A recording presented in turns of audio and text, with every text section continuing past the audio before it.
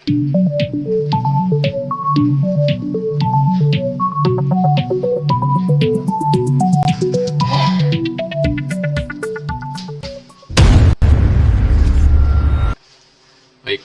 selamat datang dalam channel Kuliah Daring bersama saya Dudiman Hartono. Kali ini kita berada dalam sesi kajian mengenai teks. Kita akan bicara tentang semiotika. Semiotika adalah sebuah ilmu mengenai kode dan tanda.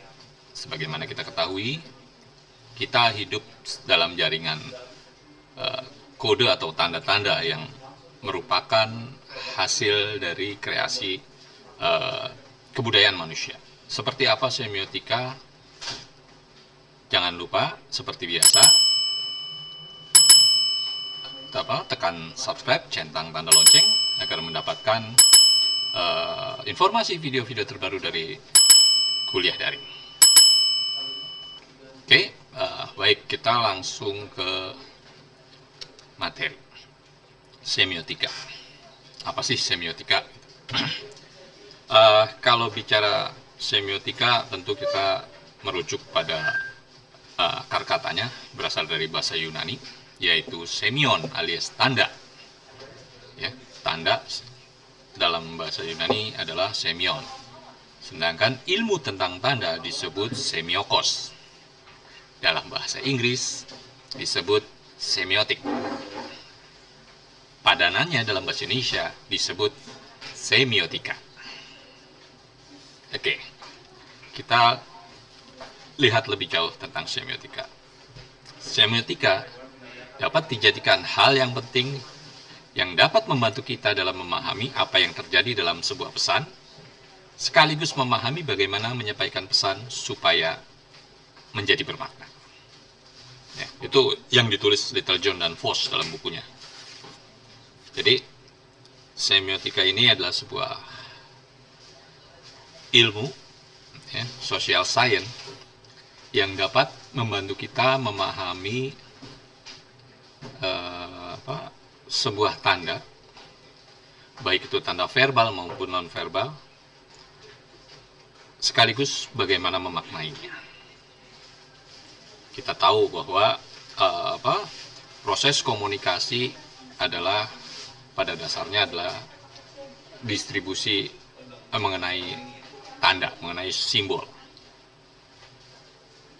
antara kita sebagai komunikator dengan pendengar kita, lawan bicara kita sebagai komunikan. Nah, memahami tanda-tanda atau kode-kode budaya ini menjadi sangat penting karena acap kali kita sering berseteru hanya gara-gara sebuah simbol, hanya gara-gara sebuah lambang. Mengapa kita sampai berseteru hanya karena sebuah simbol atau lambang yang sejatinya itu dibuat oleh manusia? Ya, kita kan sering melihat ada sebuah simbol kita buat, kemudian kita sakralkan sendiri, kita sucikan sendiri, dan kita bela mati-matian. Gitu. Umpamanya bendera merah putih. Sebelum 17 Agustus tahun 1945, ya, tidak ada negara yang namanya Republik Indonesia. Dengan demikian tidak ada namanya simbol negara yang bendera merah putih. Oke? Sebelum itu, ya bendera merah putih ya tidak memiliki makna yang seperti sekarang gitu. Hari ini orang melecehkan bendera merah putih, melecehkan simbol negara, akan mendapat akibat hukum, baik akibat hukum positif, ancamannya ada dalam KUHP, pidana, maupun akibat sanksi sosial. Mengapa simbol sedemikian penting dan bagaimana simbol itu dibuat? Nah, semiotika mengajarkan kita untuk memahami hal tersebut. Oke, kita bisa lihat foto berikut ini. Dua foto. Satu sebelah kiri adalah foto Pak Prabowo sedang menunggang kuda. memakai pakaian putih-putih, di pinggangnya dia menyelempangkan sebuah kain berwarna merah. Sebenarnya di sebelah kiri pinggang beliau ada sebilah keris. Beliau mengenakan peci, mengenakan sarung tangan putih. Di belakang beliau terlihat beberapa pengawal, ya, dengan baju putih, dengan menunggang kuda putih, dengan memegang bendera merah putih. Peristiwa ini terjadi ketika kampanye Partai Gerindra di Gelora Bung Karno, Stadion Utama Bung Karno, waktu acara kontestasi Pilpres 2014. Foto ini menjadi sangat bermakna, ya, dengan jepretan kamera wartawan yang kenapa kemudian wartawan memilih foto ini untuk dipublish di medianya, tentu punya maksud tersendiri. Nah, semiotika bisa membedah ini untuk mengetahui makna maksud di balik pembuatan foto ini. Begitu pula dengan foto di sebelah kanan, ada Pak Prabowo lagi mengenakan kuda warna coklat, dan ada Pak Jokowi mengenakan kuda warna putih. Keduanya menggunakan topi laken, topi koboi gitu. Pak Jokowi menggunakan baju batik, Pak Prabowo seperti biasa menggunakan baju putih. Kudanya berjajar, tapi sepertinya milik Pak Prabowo agak ke belakang. Jokowi kudanya agak sedikit beberapa senti di depan. Nah, ini juga mengenai keberadaan posisi antara keduanya, ini juga sesuatu yang bermakna. Gitu. Inilah bidang kajian yang diselidiki, diteliti oleh semiotika. Oke. Apa sih semiotika gitu? Kalau menurut definisi yang dibuat oleh Yasser Filiang, semiotika adalah ilmu tentang tanda dan kode-kodenya serta penggunaannya dalam masyarakat. Jadi, bagaimana masyarakat menggunakan kode-kode tersebut untuk kebutuhan menyampaikan pesan, menyampaikan informasi, menggunakan teks tadi, baik itu berupa teks narasi maupun teks visual, verbal, non-verbal. Oke, kita lihat gambar berikut ini. Sebelah kiri adalah iklan dari sebuah sabun pencuci wajah pria. Ada gambar Joe Taslim. Oke. Sebelah kanan ada cover majalah Vogue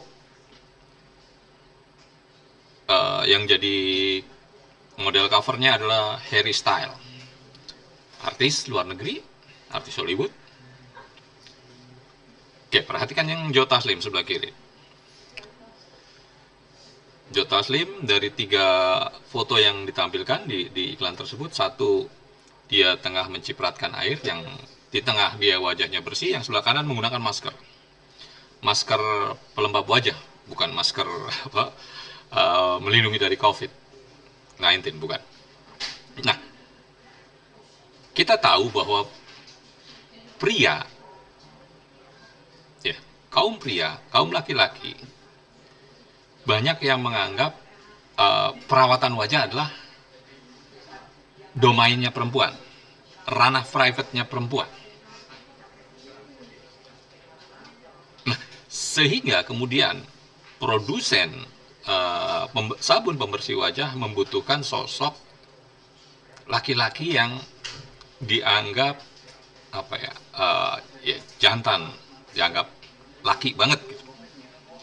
Joe Taslim adalah sosok artis laga. Filmnya gak jauh dari film action, film silat. Yang mau disampaikan oleh produsen sabun pembersih wajah ini adalah orang yang jago silat, yang jantan, yang doyan berkelahi. Nggak haram pakai pelembab pembersih wajah perempuan. Oke. Nah, kajian semiotikanya masuk dalam ranah kritis. Dia membongkar pesan terselubung di balik itu. Ada ideologi di balik itu. Kapitalisme di sini yang bermain, produsen. Nah, sedangkan pada gambar sebelah kanan, Harry Styles pada majalah Vogue, Harry Styles mengenakan gaun perempuan tentu saja, dibalut dengan blazer, ya, blazernya unisex. Kemudian dia mengenakan cincin-cincin. Yang menarik adalah kemudian Harry Styles tetap terlihat laki-laki. Dengan mengenakan baju perempuan, dia tidak kemudian menjadi kemayu, tidak kemudian menjadi feminin. Dia tetap maskulin. Apa yang ingin disampaikan oleh majalah Vogue melalui cover ini? Ini tentu saja isu gender. Semiotika kritis bisa membedah ini, melihat motif sebenarnya di balik pembuatan cover ini. Apa motif utamanya dari mengangkat isu gender seperti ini? Apakah ini sebagai sebuah perluasan pasar? Kapitalisme lagi bicara di sini. Produsen, fashion.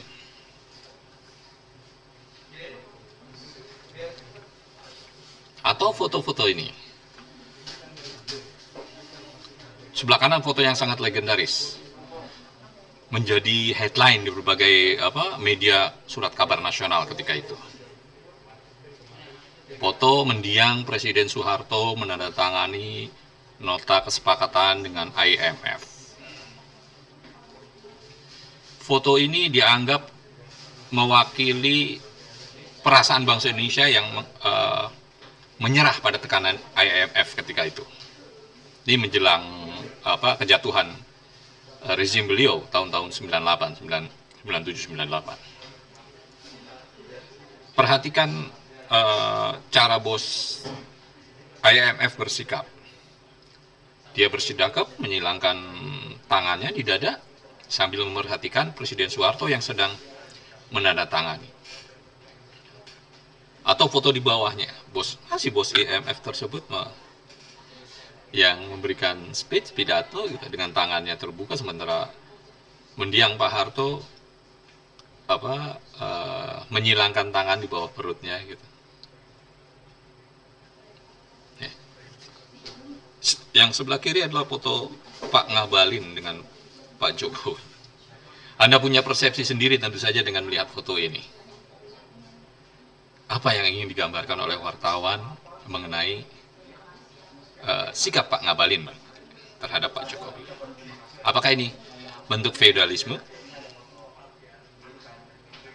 Atau sebagai bagian dari struktural formal, bawahan kepada atasan?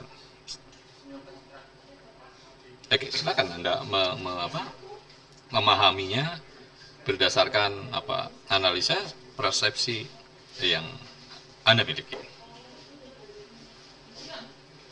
Nah, atau foto ini. Ini pesannya sangat dalam. Ini foto dari kampanye WWF, sebuah organisasi nirlaba mengenai kelestarian lingkungan. Ada headline-nya cukup jelas, "Don't buy exotic animal souvenirs." Visualnya adalah seorang perempuan sedang menarik sebuah tas kulit dengan jejak darah di belakangnya.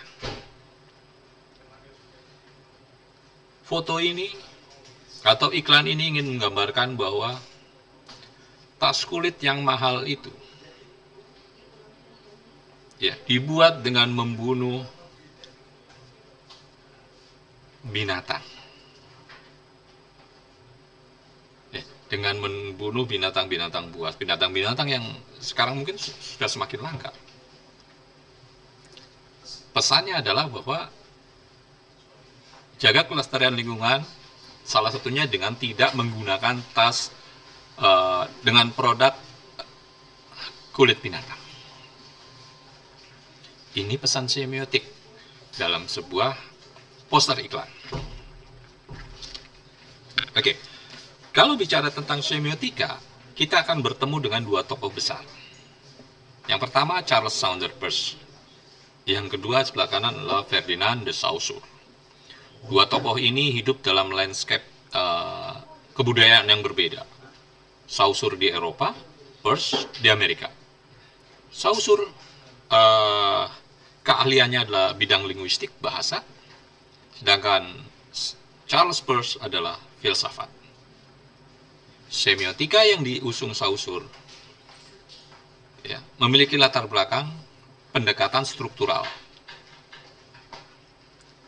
dari kebudayaan yang berlaku di sekitar produksi teks itu. Sedangkan Peirce keahliannya adalah bidang filsafat, sehingga semiotiknya seperti umumnya para filsuf Amerika, beliau ini sangat pragmatis. Bagi dia, sebuah kode adalah tidak lain merupakan bagian dari permainan pikiran, bagian dari proses kognisi individu dalam memahami sebuah teks yang menghampirinya.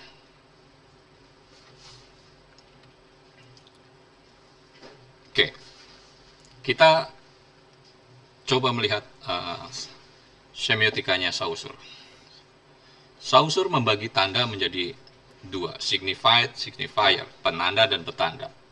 Penanda adalah bentuk atau wujud fisik dari sebuah benda, ya, yang mewakili sebuah objek. Sedangkan petanda adalah makna yang terungkap dari objek tersebut. Petanda adalah konsep nilai-nilai yang terkandung dalam visual si penanda tadi. Jadi Saussure melihatnya semiotika merupakan relasi antara penanda dan petanda berdasarkan konvensi. Ada kesepakatan sosial yang diperlukan dalam memahami sebuah tanda. Bendera warna kuning bagi masyarakat di Jawa memiliki makna adanya kematian. Kalau kita lihat bendera bendera kuning di depan ujung gang, sudah dipastikan bahwa di dalam gang tersebut ada salah satu warganya yang meninggal dunia. Kita lihat foto ini. Ada dua foto. Ya, foto yang sama sih sebenarnya. Ada 4 orang, 3 perempuan dan 1 laki-laki. Oke. Objeknya adalah foto, tandanya adalah foto. Penandanya dalam foto itu apa? Kita lihat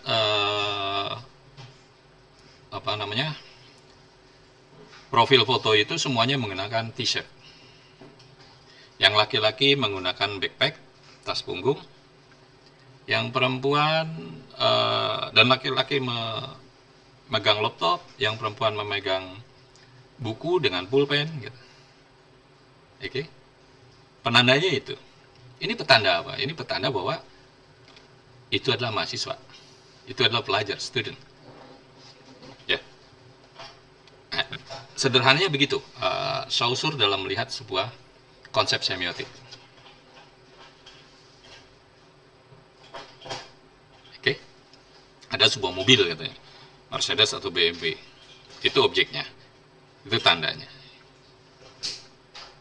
Penanda apa itu? Status sosial. Petandanya apa?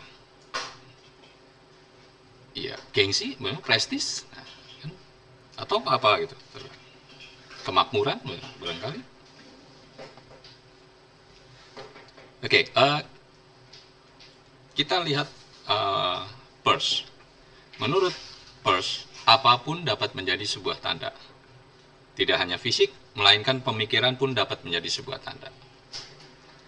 Sebuah tanda, sebuah objek bisa menjadi tanda jika berfungsi sebagai tanda dalam konteks yang merepresentasikan objek dan menentukan interpretan.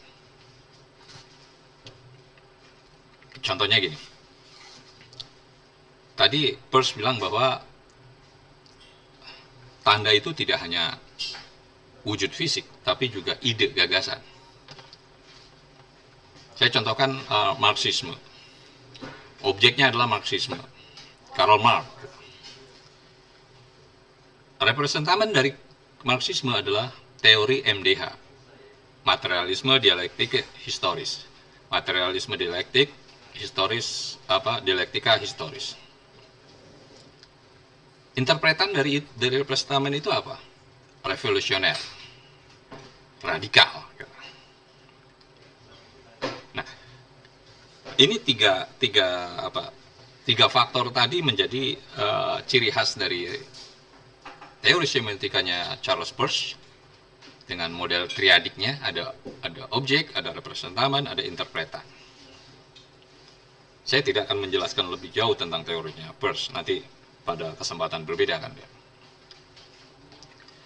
Nah, semiotika bagi Peirce adalah sebuah tindakan, sebuah action, sebuah influence, sebuah pengaruh, kerjasama dari tiga subjek tadi. Ya, ada objek, ada interpretan, dan representamen gitu. Oke, saya ada salah ketik di situ, bukan tanda. Tapi objek, interpretan, dan representamen.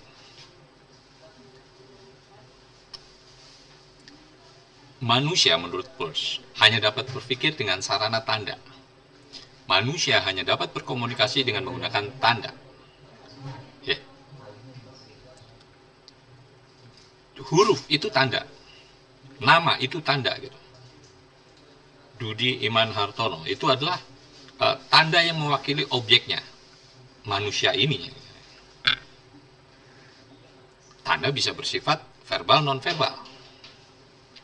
Tandanya orang marah mungkin matanya melotot, mukanya tegang gitu. Tandanya orang sedih, mukanya sendu, mungkin berlinang air mata. Nah, itu yang diungkap oleh Charles Saunders Peirce. Oke, ada tiga kategori tanda menurut Peirce. Yang pertama, icon. Icon itu adalah sebuah tanda yang mirip dengan objek yang diwakilinya. Icon memiliki ciri-ciri yang dimiliki dengan objeknya. Paling gampang adalah kita membuat contoh patung. Patung Jenderal Sudirman adalah icon dari Pak Sudirman. Foto Pak Jokowi adalah icon dari Pak Jokowi. Sedangkan indeks adalah sebuah tanda yang memiliki hubungan sebab akibat dengan objek yang diwakilinya atau sebagai tanda bukti.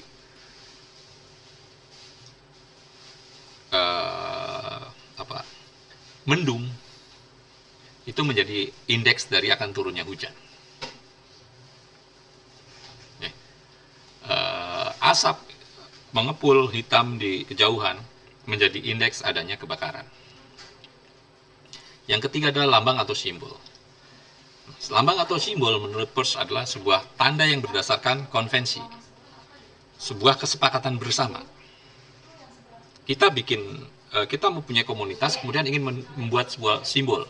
Simbolnya kuda laut. Iya nggak apa-apa, atau simbolnya diganti macan. Nah, itu tinggal kesepakatan gitu. Itu simbol. Jadi simbol itu bukan sesuatu yang ujuk-ujuk datang gitu kan, tapi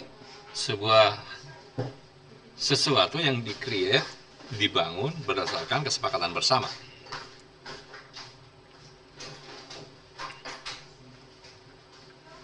Ada yang menarik kemudian adalah bahwa sebuah objek yang sama bisa menjadi tanda yang berbeda tergantung waktu dan tempatnya, tergantung konteksnya. Warna merah pada bendera merah putih memiliki makna berani. Warna merah pada lampu lalu lintas memiliki makna berhenti. Jangan dibalik. Ketika lampu merah, kita mengartikan berani, terobos. Fatal akibatnya. Nah, objek dikatakan berfungsi sebagai tanda dapat dilihat dalam dua hal berikut. Yang pertama, objek yang pada waktu dan tempat secara aktual berfungsi sebagai tanda. Yang kedua, objek yang secara khusus berfungsi sebagai tanda. Tentunya dalam konteksnya. Kita lihat gambar ini. Seekor anjing. Oke, pada penjelasan pertama tadi, objek yang pada waktu dan tempat secara aktual berfungsi sebagai tanda dalam konteksnya. Perhatikan kalimat anjing, keren banget. Bedakan dengan kalimat anjing loh. Ya. Dari dua konteks, dua kalimat tersebut, konteksnya tentu berbeda, memiliki pengertian yang berbeda. Kalimat pertama, anjing keren banget, itu mengandung makna pujian, takjub, apresiasi. Sedangkan pada kalimat yang kedua, itu umpatan, makian kasar. Nah, pada yang objek yang kedua, objek secara khusus berfungsi sebagai tanda. Gambar anjing tadi bisa menandai sebuah peringatan bahwa tidak boleh melintas atau memasuki pekarangan itu. Awas, ada anjing galak, gitu. Ya. Ini objeknya sama, tapi konteksnya beda. Gitu. Nah, disinilah dibutuhkannya kemampuan referensi, kemampuan memahami, proses kognisi seperti yang disebut oleh Peirce dalam memahami sebuah tanda.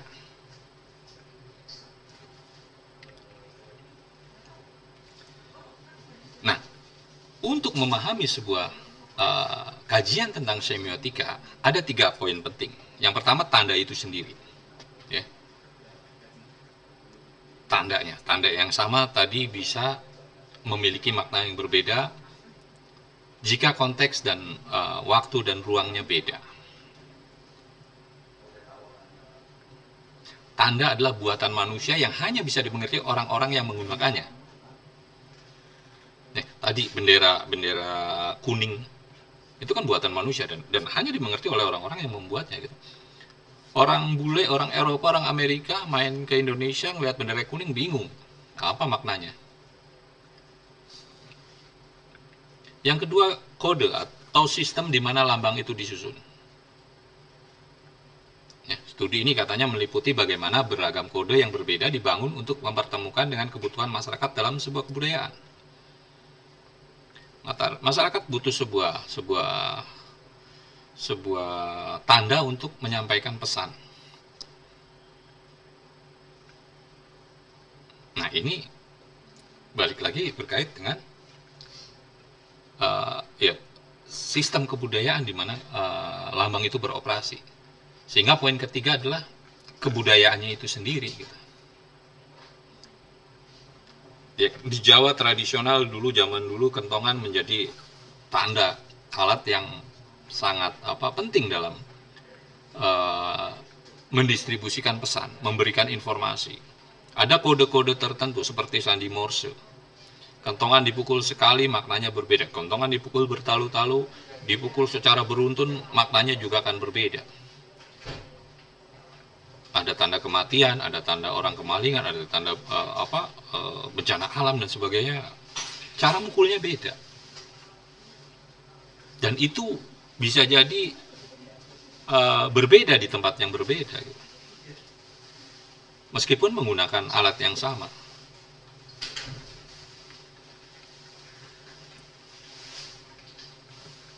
Nah, kemudian kajian semiotika membedakan 2 jenis semiotika.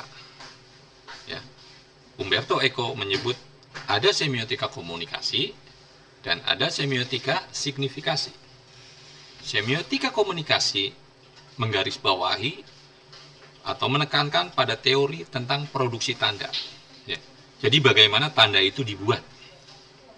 Ini berkait dengan 6 faktor dalam komunikasi: pengirim, penerima, ya, kode atau pesannya sendiri, mediumnya, efeknya, acuan atau referensinya. Ini terkait hal itu dan pemahamannya dalam sebuah konteks tertentu. Sedangkan semiotika signifikasi lebih mengacu pada proses kognisi si penerima tanda, si komunikannya. Ya, kita masih ingat orang ramai viral tentang grafis dari official dari negara mengenai Dirgahayu Republik Indonesia, peringatan Republik Indonesia yang ke-75. Ada sebagian orang yang menganggap ada tanda di situ, tanda salib. Sehingga kemudian ini menjadi isu yang sensitif berkait dengan SARA. Kenapa muncul persepsi makna yang seperti itu? Ini balik pada proses kognisinya kalau menurut semiotika signifikasi. Dilihat referensi orang tersebut, referensi pengalaman, referensi pendidikan, referensi agama dan sebagainya. Sehingga kenapa dia melihat grafis itu kok melihatnya sebuah salib gitu. Sementara orang yang lain tidak melihat hal yang sama. Nah, pada semiotika komunikasi bisa dijelaskan, bisa dilihat proses produksi tanda itu. Gitu. Kenapa ada titik di tengah, kenapa ada garis-garis, ada garis diagonal dan sebagainya. Nah, sekarang kita masuk pada jenis-jenis semiotika. Yang pertama adalah semiotika analitik. Ini adalah semiotika yang menganalisis sistem tanda. Ya, kalau Peirce mengatakan bahwa semiotika berobjekkan pada tanda dan menganalisisnya menjadi ide, objek dan makna. Ide dapat dikatakan sebagai lambang, sedangkan makna adalah beban yang terdapat pada lambang yang mengacu pada objek yang tersebut. Perhatikan foto atau poster di layar monitor kita. Ini adalah poster film, judulnya Single, Part 2, bintangnya Raditya Dika.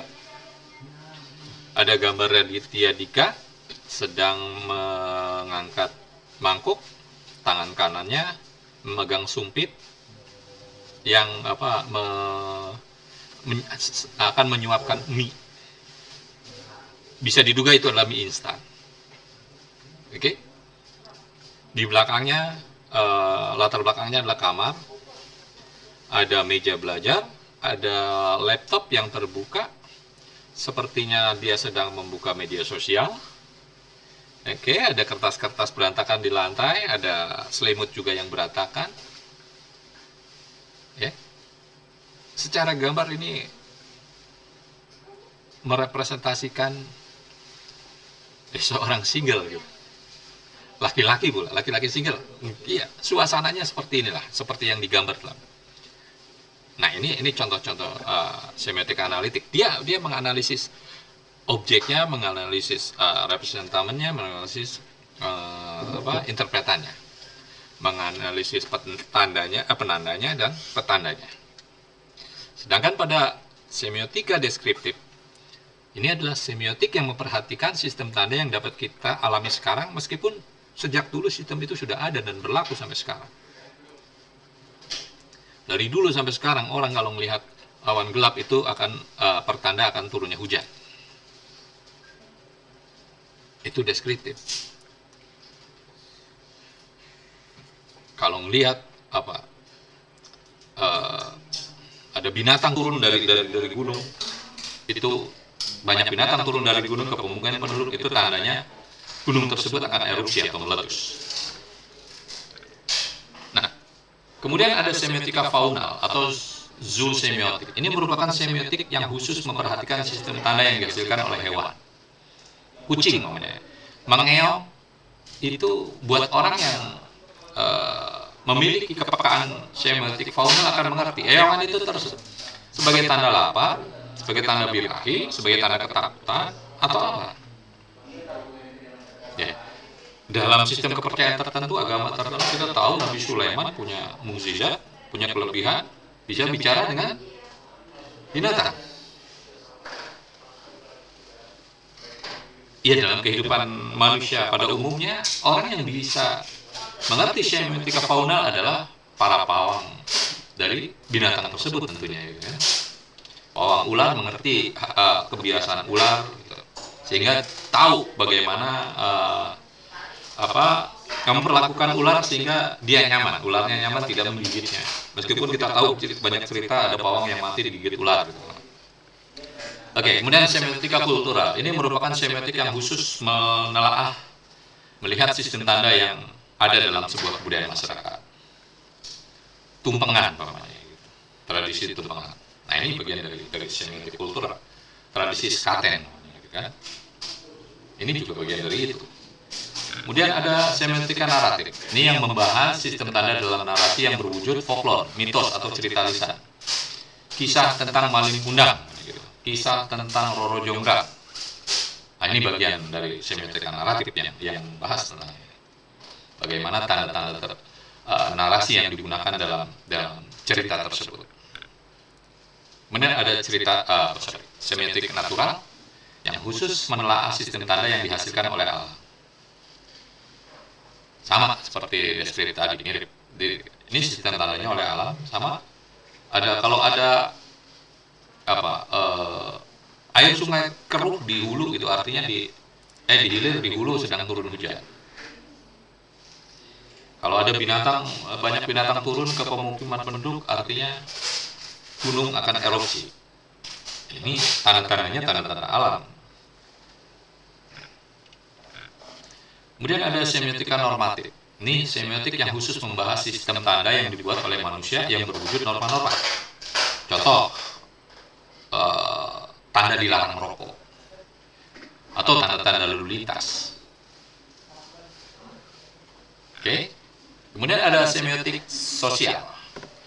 Ini merupakan semiotik yang khusus menelaah sistem tanda yang dihasilkan oleh manusia yang berwujud lambang, baik lambang berupa kata maupun lambang yang berupa kalimat.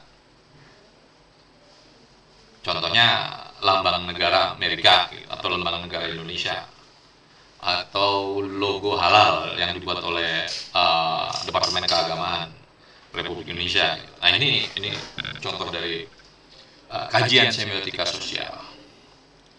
Semiotika struktural, semiotik yang khusus menelaah sistem tanda yang dimanifestasikan melalui struktur bahasa. Kita kenal bahasa Indonesia atau bahasa daerah. Bahasa Inggris mungkin relatif lebih egaliter, bahasa Indonesia juga lumayan egaliter. Bahasa daerah tuh sebuah objek yang sama, makan.